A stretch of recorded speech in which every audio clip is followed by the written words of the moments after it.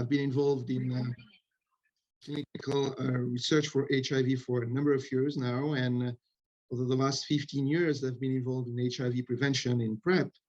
And being involved in PrEP means also being involved in STI research. And that's what I'm going to do today, is to update you on the work we've done in Paris with the support of the French Agency for AIDS Research, the Adherence.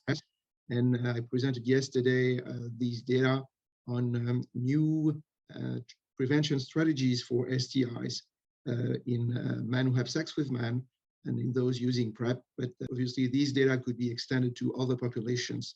And I will tell you about these data and also the limits of the data. And I'll be happy to answer any questions regarding this work. So thank you, Jim, for. Yeah, thank you, Jean-Michel. And before we go to your first slide, I forgot a bunch of things really quickly. We are recording today. We will be sharing this recording. Everyone who's registered will get a follow-up email with a link to the recording and Jean-Michel's gorgeous slides. So don't worry about that. It'll get sent to you. And if you should somehow miss that email, they're online and we can point you to that. So just wanted to make that clear. We also definitely want a lot of QA and discussion. So leave questions and stuff in the chat, but also when it comes time, raise your hand. We want to see you on camera and hear your voice and have that interaction. So just wanted to make sure I said that. I got a little lost in all my shout outs. So Jean-Michel, I'm going to go ahead and start advancing your slides and just tell me when you want to. Okay, so you can go to the next slide. I hope the sound is good. Okay, so as you know, yeah, okay, thank you. So the issue is the high rate of bacterial STIs we've been reporting among men who have sex with men, in particular in people on PrEP, also because, you know, we are testing these people frequently for STIs. So that's also a reason why we're seeing such high rates. What we have shown 6 years ago now was when we use doxycycline as post-exposure prophylaxis. Doxycycline is a common antibiotic now that is available as a generic drug. You could reduce the incidence of chlamydia and syphilis by nearly 70%. And we've shown that initially in the Ibergate trial when we tested this 2-1-1 strategy for PrEP. At that time, we couldn't find any significant effect on gonorrhea, maybe because, and we come back to that, the rate of tetracycline resistance in France is pretty high and higher than in the US. At the same time, there were a number of observational studies reporting that people receiving the meningo B vaccine were shown to have a reduction in the rate of gonorrhea. And indeed, there is a potential explanation for that. It's because what's called the 4C-MenB vaccine, because it has 4 recombinant protein in addition to OMV proteins. These vaccines contains antigens that are shared between Neisseria gonorrhea, the bacteria responsible for gonorrhea, and Neisseria meningitidis, the bacteria that you want to prevent with this vaccine. And as you can see on the slide, there is a strong genetic homology among these antigen between these 2 bacteria, and you may then expect cross-protection from the vaccine on gonorrhea. And we thought it was a nice strategy to test because for gonorrhea, probably the role of antibiotic prophylaxis is not going to be ideal. Obviously, we need confirmation studies, and we needed also to assess the full impact of doxycycline post-exposure prophylaxis on antibiotic resistance before implementing these strategies. Next slide. So we designed this DoxyVac trial, Doxy for doxycycline, VAC for the vaccine. It's a multi-center study. It's a factorial randomized trial, and I will come back to that. And it's open label, so people know what they are receiving. This trial enrolled MSM on PrEP for at least 6 months, who had experienced STI in the prior 12 months. So we want to really enroll a population at high risk of developing new STIs. And in this trial, we did 2 randomizations. So first, the participants were randomized to receive either Doxy PEP or no PEP with a 2-to-1 randomization because we knew from previous trial that the strategy was effective. So we wanted to make sure that most people would receive Doxy PEP. And the dosing regimen we used was the same that we reported in the PROGATE trial, 200 milligram of doxycycline post-sexual intercourse, ideally within 24 hours and no later than 72 hours. And at the same time, the same participants were also randomized to receive the 4C-MB vaccine, which is actually the Bexero vaccine. It's marketed by GSK, or no vaccine. And when you receive the vaccine, you needed 2 injections at 2-month interval. And because we had these 2 randomizations, we had 2 primary efficacy endpoints. The first, to measure the impact of Doxy PEP on the time to a first episode of syphilis or chlamydia. And that's because in the prior trial, we found effectiveness against these 2 bacteria. So that's why we combined the 2 in the first endpoint to confirm our earlier findings. And the second endpoint was to assess the impact of the vaccine on the time to a first episode of Neisseria gonorrhea. And the study sample size was based on vaccine effectiveness. So we wanted to demonstrate that the vaccine had an effectiveness of at least 30%. During the study, participants had quarterly visits with PCR tests for chlamydia, gonorrhea, and also Mycoplasma genitalium at 3 sites, throat, anus, and urine. And they also had regular serologic tests for syphilis. So we had to buy a doxycycline from Arrow, and we used the doxycycline monohydrate. That makes a slight difference because the tolerability is better with these salts. And we also purchased the vaccine, the 4C-MB vaccine from GSK, because we failed to obtain the vaccine for the study from them. Next slide. So what happened during the study, and that's interesting that, you know, we obviously evolving in a context of other studies assessing the same strategy. And last August at the Montreal conference, our colleague from Seattle and San Francisco released the results of the Doxy PEP trial, which I know very well because I'm also involved as a consultant in this trial. And they have shown a 65% reduction in STI incidence in this trial, not only regarding chlamydia and syphilis, but for the first time, they also demonstrated the benefit of gonorrhea. And that's why our DSMB met in early September to discuss whether these data will influence the conduct of our trial. And actually, our DSMB recommended first to look at the unblinded data and first to look at the impact of Doxy on STIs. And they showed actually a significant effectiveness. And because our study assumed that Doxy wouldn't have an effectiveness on gonorrhea, they were probably worried that in our study, it was underpowered to look at the vaccine effectiveness on gonorrhea. That's why they asked us also to unblind, to do an unblinded interim analysis of the vaccine effectiveness. And to our surprise, there was an effectiveness that was seen in the study. And therefore, they recommended to stop enrollment of new participants and to offer Doxy PEP and the vaccine to everyone. And that's what we did. And we are continuing to follow the participants now until the end of September of this year. And now everyone can have access to both interventions. So you can move to the next slide. So these are the participants' baseline characteristics. And we enroll eventually 546 participants, 502 were analyzed for these data seen by the DSMB, and these are the data I'm showing today. So the median age of the participants was 39. They were mostly white. They were on PrEP for a median duration of 42 months. And the median number of STIs in the prior 12 months was 2, mostly gonorrhea and chlamydia. And these were people with a pretty high number of partners, 10 partners in the last 3 months. Next slide. So this is the primary study endpoint, the effectiveness of doxycycline on the time to a first episode of either chlamydia or syphilis. And since we had two randomization, the first thing to do is to make sure that there is, or to look for interaction between those two strategies. And in fact, there was no interaction. That means that these two strategies worked independently.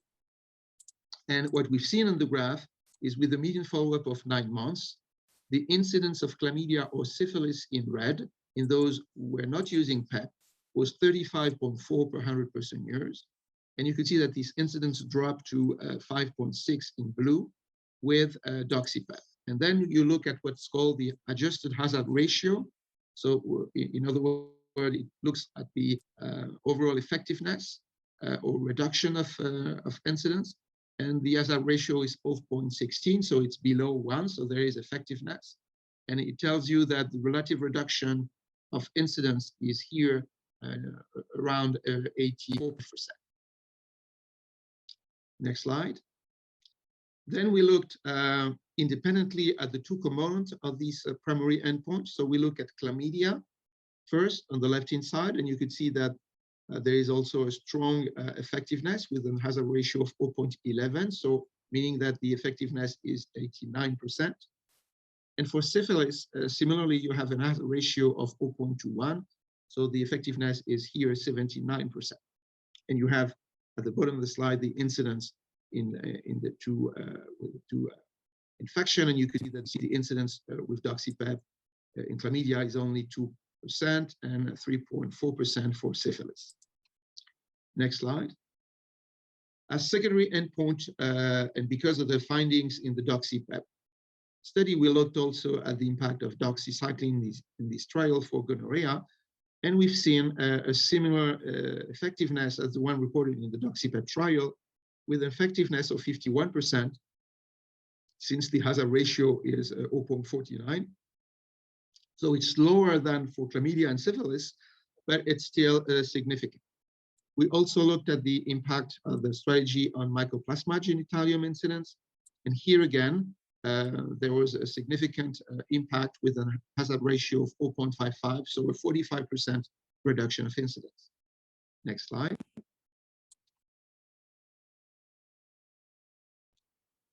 So then we wanted to assess resistance and phenotypic resistance. So we first looked in the right-hand side panel at gonorrhea resistance.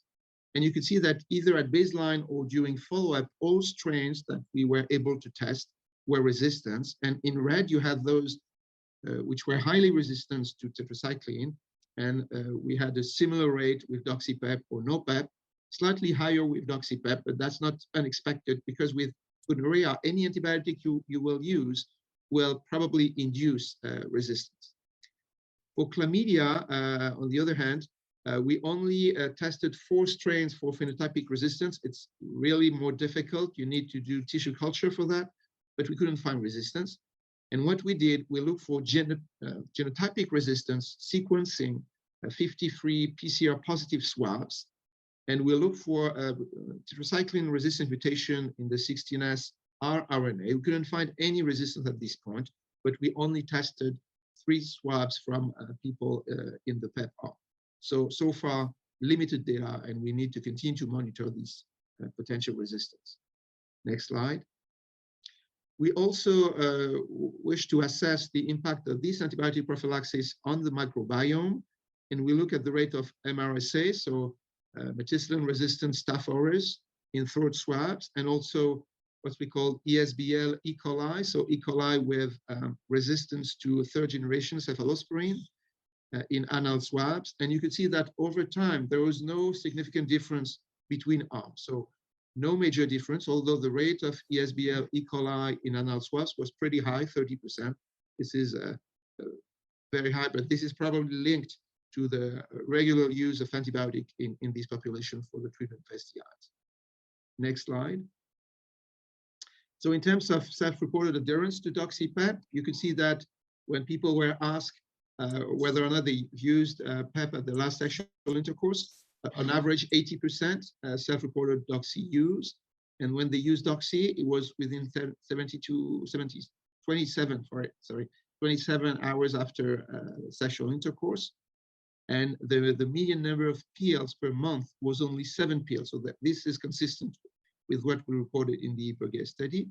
And what was a bit different was that the rate of discontinuation for gastrointestinal adverse events was much lower.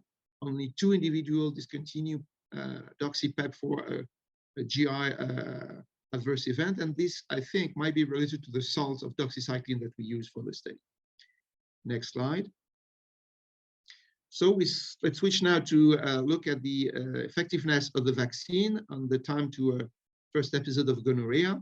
Again, we looked for interaction between the Doxy PEP strategy and the 4C-MB vaccine strategy. No interaction.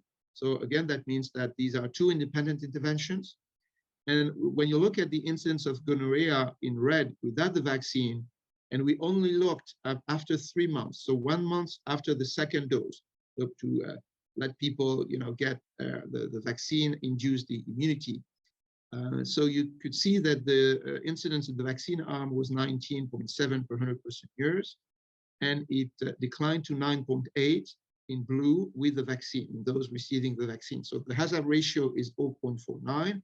So it shows that the effectiveness is 51%, so on average 50% reduction of the incidence of gonorrhea. Next slide. We also wanted to know when people had gonorrhea, whether they had more infections. And so here we don't look at participants, but we look at the incidence of gonorrhea, and one participant could have multiple gonorrhea infections. And the incidence of infections here was 20% with the vaccine, 30% without the vaccine. And when you look at the rate ratio, it didn't reach statistical significance. So we couldn't say it's lower.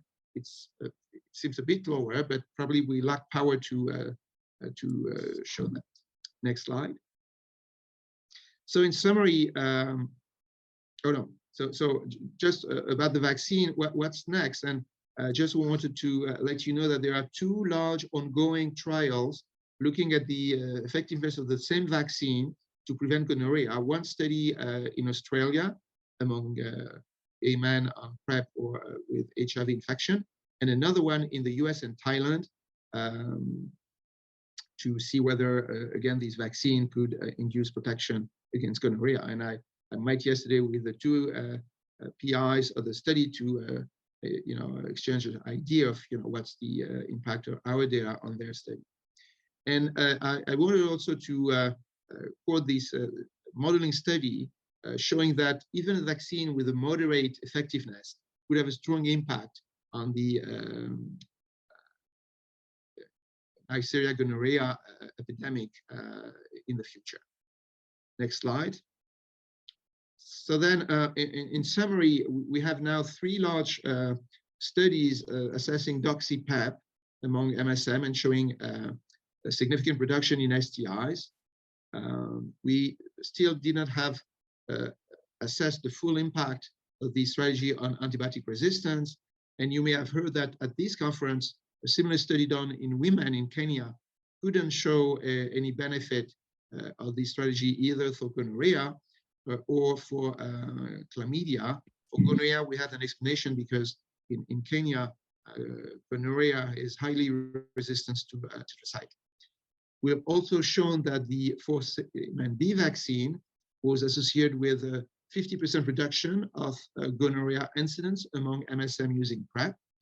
Clearly, in the future, we may need to combine these approaches, vaccine, antibiotic prophylaxis, potentially, if we want to strongly reduce the incidence of STIs by 2030. And I think that's the next slide, maybe. Yes, and of course, this is not something I can do by myself. I would like to thank all the participants who have been enrolled in the study, the investigators from the different sites, the scientific committee, the DSMB. We work in close partnership with the NGO heads in France, and we are supported by ENRS, who has funded the study. I have to say also that Roche provided the PCR test for the study, which were centralized in one lab. With that, I thank you, and I'm ready to answer any question.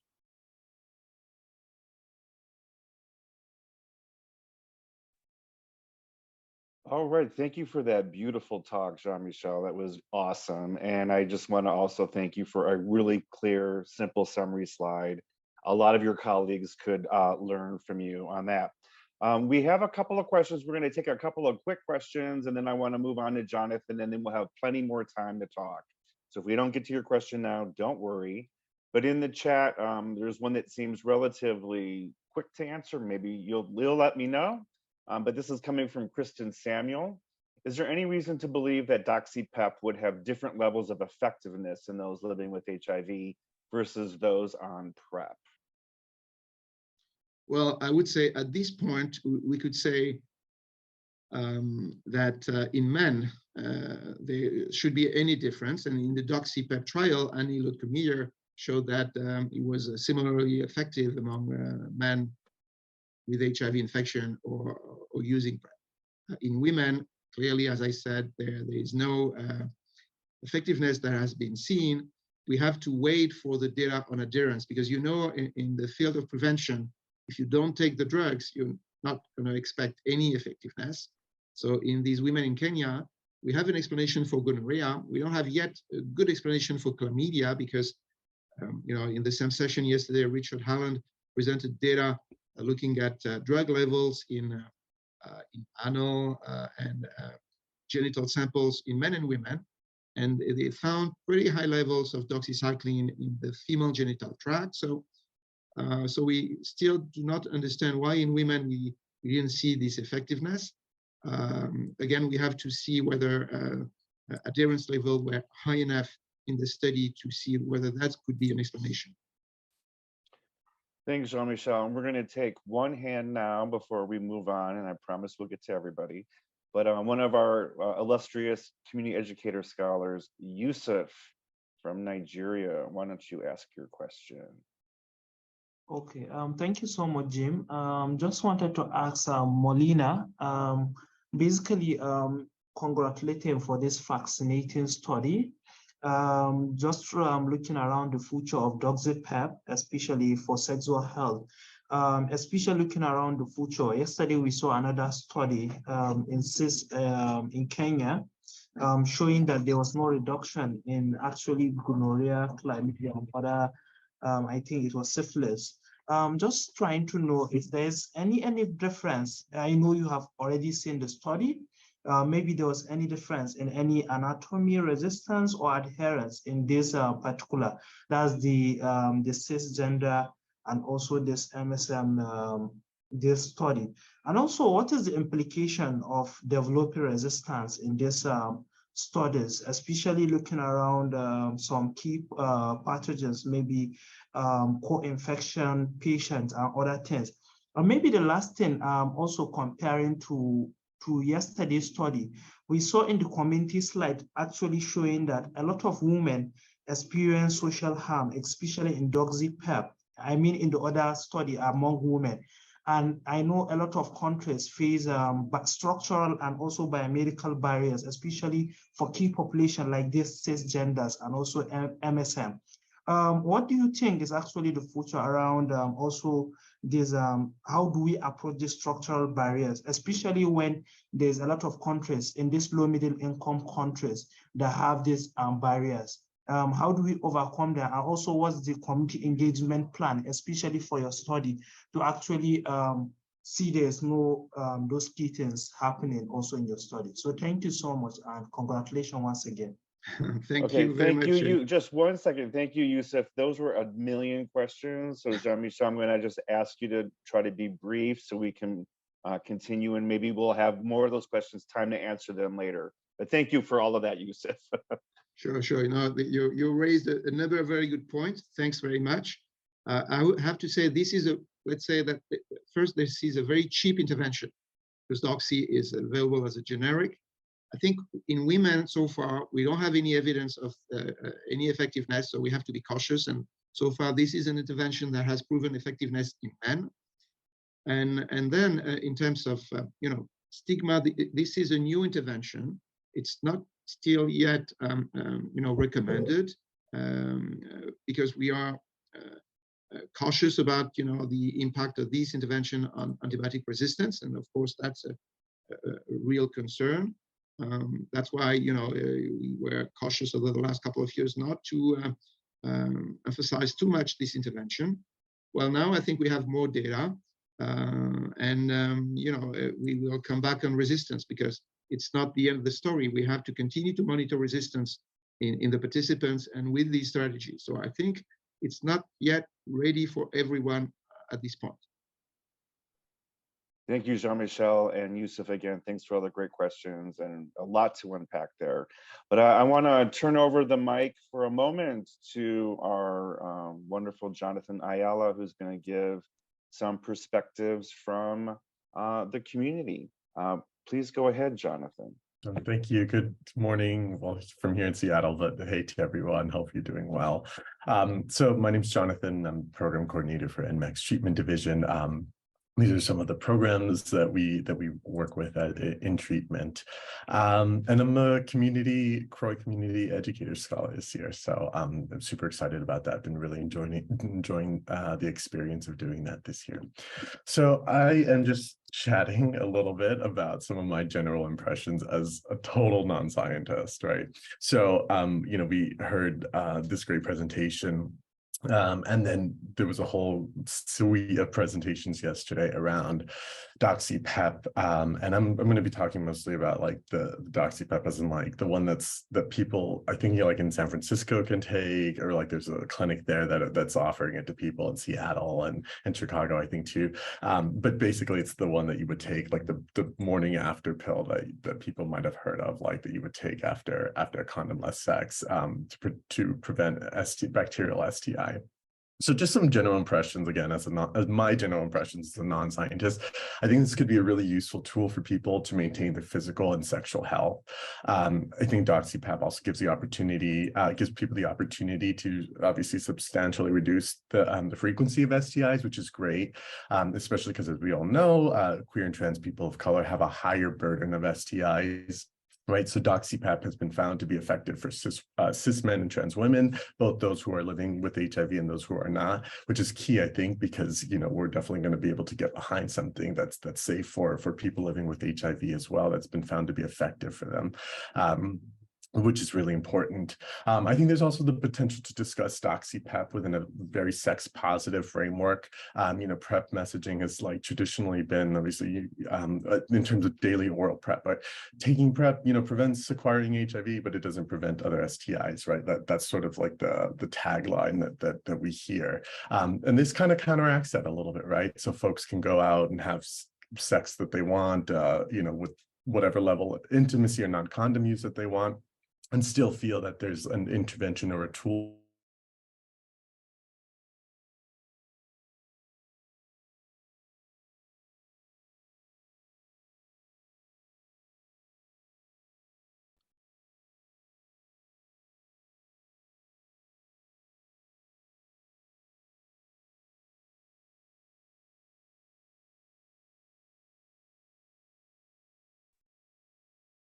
Jim, do we have some audio issues? Jonathan, it looks like we may have lost you. Yeah, I can't. He's frozen on my screen, Jim. Yeah, and I guess I'm not. I guess that is not that he's the one who's frozen, and it isn't me or the rest of us. Yeah. So why don't we? Jonathan must be having issues with his Wi-Fi or whatever. When he comes back on, we can jump back in.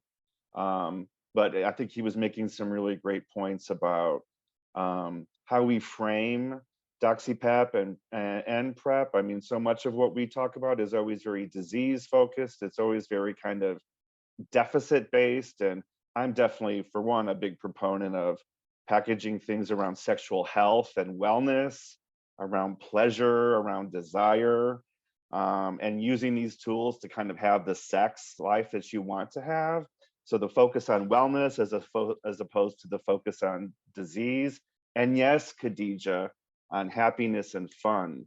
We often talk about sex as all these terrible things that happen from sex, but we all know that there's lots of things that are not terrible that happen from sex. So here's an opportunity to continue to expand our suite of options that give people some more choices. And I think we have to push back on ourselves and everyone else who really ends up getting very, very disease focused. But there was a question for you, Dr. Molina, in the QA. I think it's a quick one. Is the meningococcal vaccine part of routine childhood vaccine schedule in France? So is that routinely offered to kids in France? That's a good question. In fact, recently, it's been included in the vaccine program. So it's not part of the mandatory vaccines, but it's recommended for kids. So that tells you about the safety of the vaccine as well, and also its usefulness, because it's intended to prevent meningitis, and meningitis due to the group B meningococcal infection. So it's, as I said, not yet mandatory, but recommended. Thank you, I can see Jonathan is back.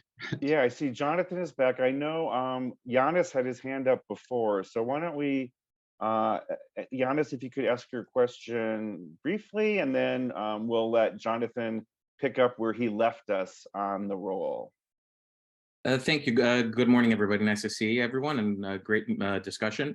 I think, Jean-Michel, you answered it to me, but I think to the group, the question is, how, based on these findings, will the national PrEP guidelines in France, or maybe other guidelines by infectious disease bodies, will potentially have some advice or recommendations or a box around the use of Doxy PEP and this vaccine? I think these are important discussions because obviously WHO and USC. Well, I would say, let's talk about the vaccine first. It's the first study, so it's usually, and the results came out yesterday, so it's a bit premature to think about endorsing this vaccine in guidelines. But clearly, that's going to be a discussion we're going to have in France because we are updating the guidelines for PrEP these next couple of months. So we will discuss that, whether the data are enough at this point to recommend the vaccine. As I said, there are two other large trials with the vaccine. So, some guidelines may want to have a confirmation study before, recommending the vaccine. Regarding Doxy PEP, the issue so far is not that people don't trust the results. I mean, I think now we know it is highly effective for chlamydia and syphilis, not so much for gonorrhea. And as I said, for gonorrhea, I'm not sure this is the right strategy, because we've used actually tetracycline in the past for gonorrhea prophylaxis, and we know that this will induce more resistance in gonorrhea. It's quite different for chlamydia and syphilis, but still that's the concern.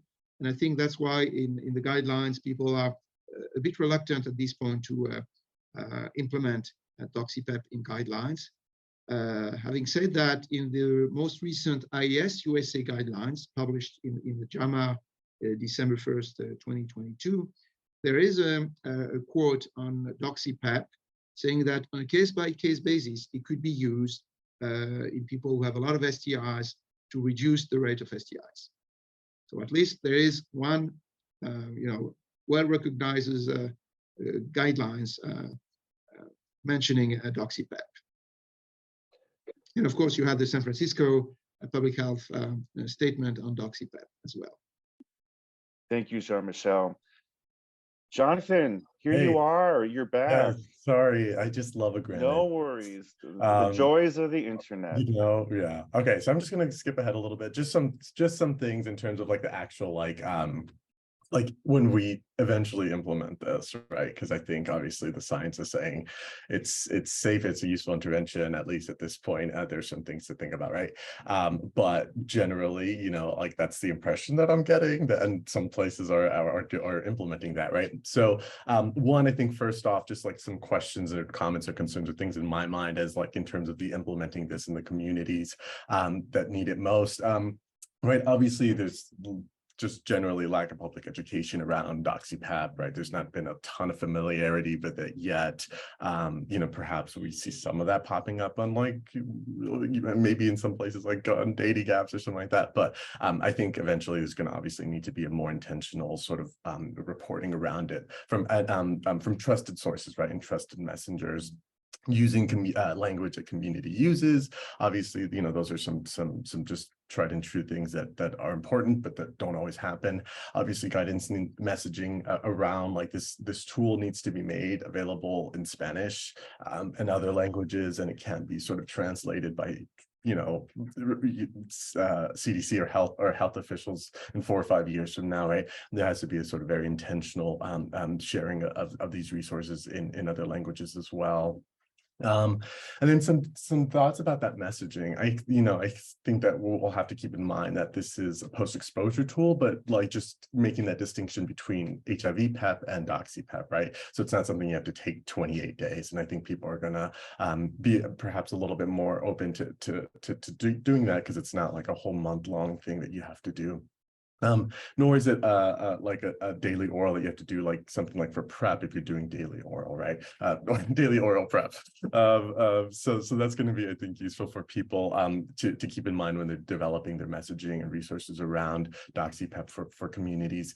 Also, talking about the potential benefit in reducing bacterial STIs, as we talked about, but I think also understanding that, for folks who are not scientists, maybe they've read a headline that says, oh, super gonorrhea bug strain is going to be incurable, blah, blah, blah. And so people, I think if there may not be as super familiarity with things like drug resistance, or they've heard something about it. So there needs to be sort of a clear breakdown in that science of why this is like, that research is ongoing, but some, researchers also are standing behind this, and also talking about the difference. Because I didn't, when I had to look this up, but like there is a difference, right, between antibiotics as a prophylaxis that's used for other health stuff as well, health conditions, health concerns as well, and there's a difference between that prophylaxis and misuse of antibiotics, right? So explaining clearly what that difference is and how this is actually can benefit folks.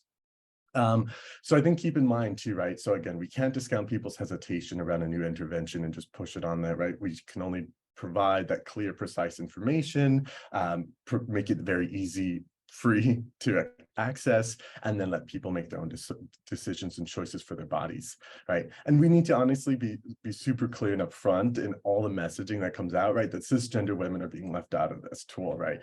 Again, right? Any new research, any new product development, and we as advocates and activists also have to put, keep that in mind and keep that center, that any new one has to center Black cisgender women, right? Because they're being left out of this one again. And then there's going to be also questions about who is eligible, all those kinds of like the nitty gritty, right? How am I eligible? Like who should be taking it? Where do I go? How to take it? In terms of like, once a day, like any of those side effects, how to pay for things like that. So just being very intentional about the implementation, as we've seen, that's super important for things like PrEP as well.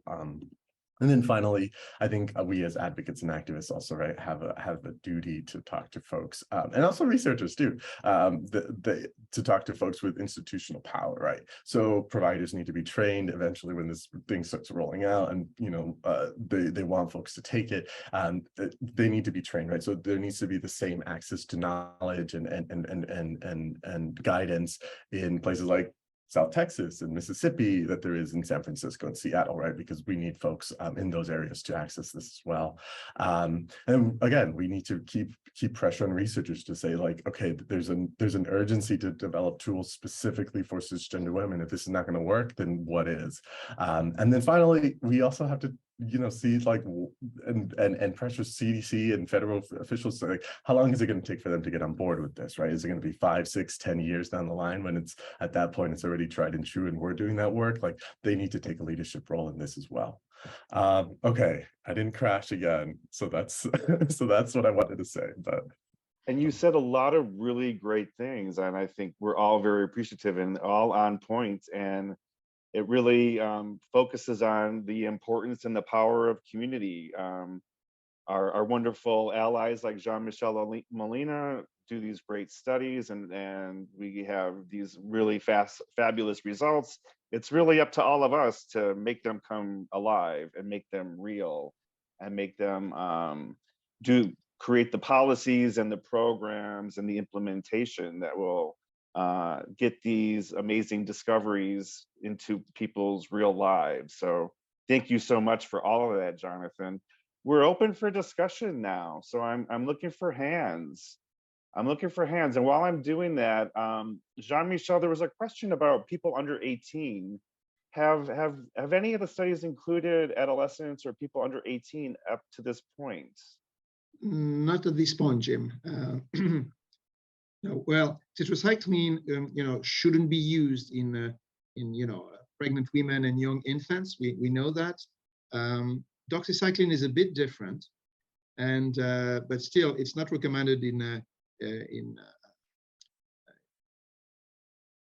young boys or girls at this point. In adolescents, it could be used, but the study we've done were done in adults. Do you think that there might be some research that could happen in appropriate age, but people under the age of 18 who are, quite often, most people start sexual activity before they get their 18th birthday. So that's right. Well, again, probably the safety of the drug has to be reassessed in those below 18, just to make sure that we are not doing any harm to the adolescents. So I cannot answer this question today. Yeah, but something to put on our agenda as advocates, and defined to the point that Jonathan was making about making sure we're inclusive of cisgender women. Another group that's often left out or far behind are adolescents. It was a great thing that adolescents were included in at least in the US, in the FDA recommendation for approval for long-acting cabotegravir for PrEP.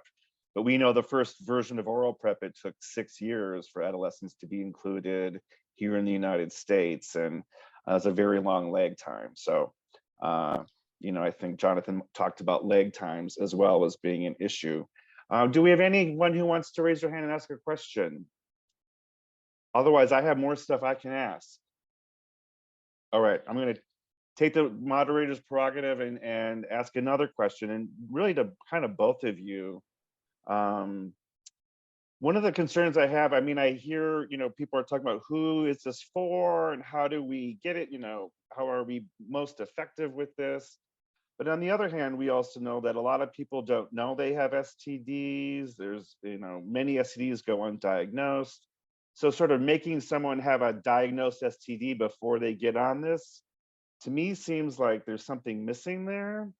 And it also, again, kind of focuses us on risk and disease instead of healthy and wellness and prevention. So I wonder kind of how we thread that needle. How do we get this intervention to people who, quote, need it, without asking them, can they get this without having an STD recently? Can they get this without forecasting their risk? This idea of forecasting your risk is also kind of crazy to me. I don't know that people really think like that in real life. And again, it's a focus on risk, which is a 4-letter word that I can't stand. So I'm just wondering, how do we make sure that people can access this and not make it too onerous by having to have a diagnosis or fill out a risk questionnaire, when those are often very faulty mechanisms. So I would love to hear from a scientist point of view and a community point of view on that. You guys can fight over who goes first. Okay, I can start. I have to say, the reason why we enrolled in the study participants who had a history of STI was for study reasons, to demonstrate more quickly the benefit of the intervention. Obviously, people who have had STI in the past are more prone to develop new STIs. We know that. So that's why the study enrolled people who had a history of STI. But of course, this intervention might work as well in those with no history of STIs. So I think this is then a discussion we are starting to have with our patients in France, telling them about these results and whether or not, informing people that's a strategy that they could be willing to use. And, what are the pros and cons, the knowns and the unknowns. And then we can have the discussion and see whether this is for them. And they can, this is something they can test once or twice, depending on how well the drug is tolerated as well. Is it convenient to take? So, and at the same time, as I said, we need to continue to monitor resistance. My only reservation would be, make sure that chlamydia and syphilis will not become resistant to this antibiotic, because that would be a problem.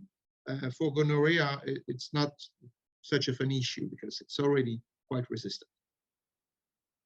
Thank you for those perspectives, Jean-Michel. Jonathan, what would you like to add into the mix? Yeah, I think like anytime we ask folks to, or like to have to like interact with the medical establishment, we're going to lose people, especially the most vulnerable, right? Just because either access or just that, we all know those structural issues.